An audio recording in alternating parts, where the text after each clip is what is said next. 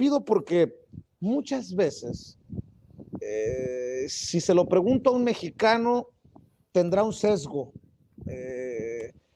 evidente la respuesta. Yo te lo pregunto a ti y te lo pregunto sinceramente. Este bicentenario, esta conmemoración, entendiendo lo de la carta. Por cierto, nada más por no dejar, hablabas de Gabriel Cuadri, el que en su momento dijo que a México le hacía falta un nuevo partido como Vox. Ese mismo Gabriel Cuadri publicó un Fuera de México, el dictador comunista cubano. Sí, que se vaya el dictador comunista cubano, pero le abres la puerta al franquismo, al fascismo. Está cabrón la esquizofrenia. Pero bueno, te decía, este bicentenario, este día tan especial para los mexicanos, desafortunadamente a la distancia tendrá que conmemorarse, celebrarse por la pandemia. Pero ¿qué huella debería de dejar? Entendiendo lo de la carta, entendiendo lo del debate sobre Hernán Cortés, entendiendo el rescate de la resistencia indígena y este discurso desde el gobierno. Para la reflexión, para el mexicano que te está viendo y escuchando, y tal vez no solamente en México, sino más allá de nuestras fronteras, desde tu perspectiva, ¿qué nos debe de dejar de aquí hacia adelante?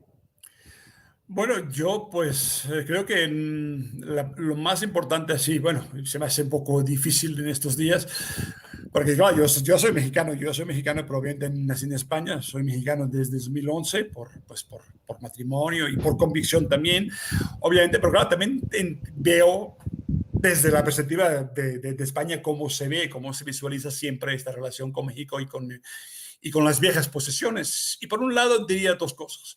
En el caso español, digo yo que no tienen remedio.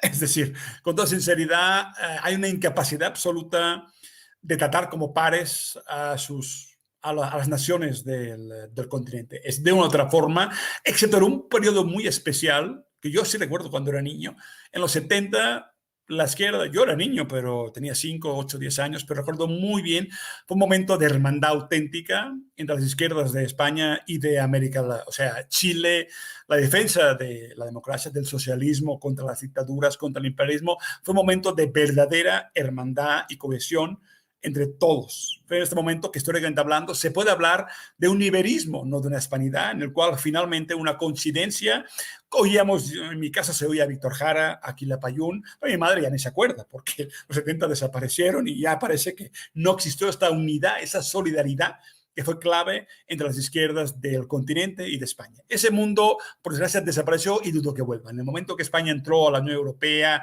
empezó a sentirse como parte de un bloque que en realidad siguen despreciando. A Alemania, España le vale nada, lo utiliza como una reserva, digamos, industrial, de turismo, pero no tiene ninguna influencia. Pero España, al desgajarse completamente de una historia mínima de complicidad, de solidaridad, acabó, digamos, recuperando esos viejos tropos imperialistas, digamos, hispanófilos, que han marcado casi siempre su relación, digamos, con América, una incapacidad de entender, de comprender, de no juzgar, de no moralizar, de no decirle a naciones que han hecho caminos independientes, soberanos, experimentos políticos y económicos realmente interesantes, que hay que estudiar y conocer, no solo en México, en Brasil hasta la dictadura, en Argentina, en muchas otras partes, en el Chile, que bien poco duró, pero fue importantísimo.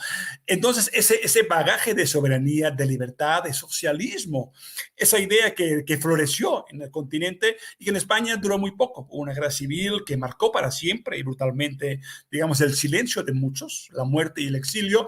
Entonces, realmente, como reflexión de España, yo veo muy complicado porque cuando impera el paternalismo no hay forma mala de entendernos. Si alguien cree en España, digamos, hay ideas muy pendejas y Vox es un extremo, pero Vox es el extremo de lo que se llama el cuñado del bar, esa figura que en el bar español, pues desde la barra del bar tomando su cerveza, explica cómo va el mundo, ¿no? Y sin tonterías, pero ese pensamiento existe, es potente y la inercia de la estupidez gana siempre. Y más cuando pues, no hay una política incluso como cultural, educativa, para cambiar esa percepción. No existe, por tanto, el paternalismo se fortalece y de otra forma es casi imposible. Y además, cuando se convierte en defensa de la gran empresa española en el continente, cuando lo importante ya no es una relación entre pares, sino la defensa de mis intereses de empresas del IBEX 35, este índice de la bolsa, está desde Iberdrola hasta Sara, digamos. Entonces realmente no hay nada que se pueda negociar, y además la incapacidad esta de incluso abrir una comisión donde no se admite el único discurso de la conquista como acto de liberación, casi de civilización. Esto ya no es posible, pero España sigue negándose como gobierno y como sociedad a entender algo más que los tópicos sobre sus bondades. Ahí no veo más remedio. En el caso ya interno, hablando en términos de lo que supone hablar cada año de los 200 años, los 500 años, digamos, que fue en agosto de la conquista de Tenochtitlan, esa mirada histórica que nos permite entender que es un proceso histórico que no ha cerrado, que realmente en una especie de idas y venidas históricas muy cabronas, de una Indonesia que fue terrible de conquistar, que rápidamente fue apropiada por lo peor de oligarcas y criollos, digamos, y que costó prácticamente un siglo que el país fuera funcional como nación. Por eso la figura de Juárez es tan importante, que luego pues el porfirismo lo vuelve a destruir, y a una revolución caótica y compleja, pero que consigue, incluso antes de la revolución soviética, cambios fundamentales en la tenencia de la tierra, digamos, fundamentales que no existieron en otros países. Recordemos que a países como Brasil nunca llegaron a ver ni siquiera una buena reforma agraria, que México sí llegó. Lo que no llegó a Guatemala llegó a México. Entonces, ¿para qué el grito? ¿Para qué recordar el grito de Miguel Hidalgo en Dolores? ¿Para qué todo esto? Para que leer historia, digamos, nos permite entender nuestro contexto actual y pensarlo de una forma distinta. La soberanía no es una abstracción inútil, sino una lucha que ha permitido que tengamos cosas reales y que podamos defenderlas, incluso buscarlas más allá. Hay pendientes históricos. La seguridad social universal es un proyecto que nació ya en la Revolución, que es del IMSS, pero que sigue pendiente y que hay que avanzar sobre él. Esa es la idea de por qué sirve la historia. Puede ser un proceso de cambio y transformación que permite ver, incluso con sus contradicciones, los errores, los fracasos y los retrocesos históricos, que han sido muchos también en México. Permite entender, y a partir de aquí es cuando vale la pena, es viva, es real.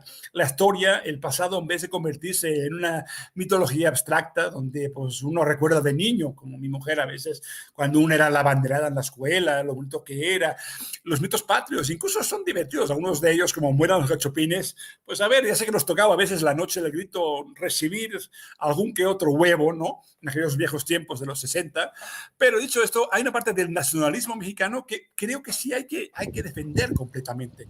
Claro. Pero es un nacionalismo basado no en la xenofobia, no en ningún odio especial a nadie por ser distinto, no, basado en una idea de recuperar lo que sí es del pueblo, lo que casi nunca fue posible tener, lo que empezó en la lucha, digamos, en ese grito de Dolores, y siguió, digamos, en la revolución, siguió en la exploración petrolera, digamos, de Cárdenas, y en varios procesos históricos que han seguido. Y eso es lo que hace que la historia sea interesante y ya no se convierta en palabras vacías, en un himno nacional que pues la mitad no entendemos porque está en un lenguaje muy decimonónico y muy raro, pero que sí significa, ese grito de guerra es mucho más, significa realmente volver a un pasado, recuperar lo mejor de este pasado para que el futuro sea viable para todos. Por eso que palabras como nación, como soberanía, como revolución mexicana se recuperan porque valen a día de hoy, pues son pendientes históricos que sí vale la pena recordar y que son emocionantes, aparte además de la cultura popular que existe, que se ha creado y que tiene música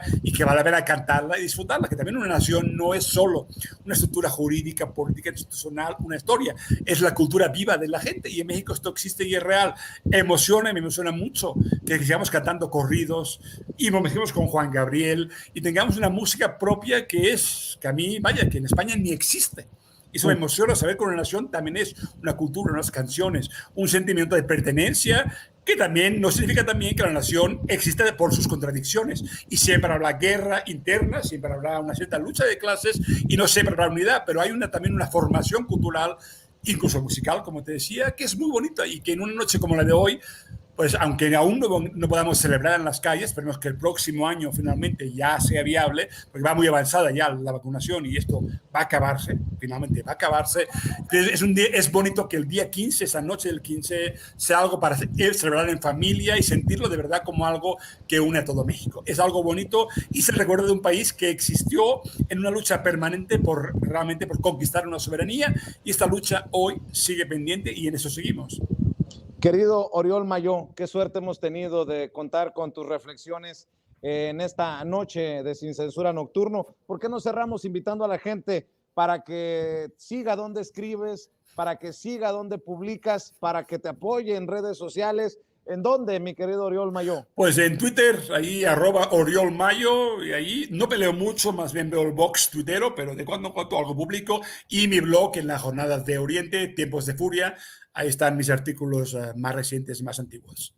Te mando un abrazo y que viva México. Y feliz grito. Así es. Gracias, Oriol Mayo, hablando con nosotros sin censura. Y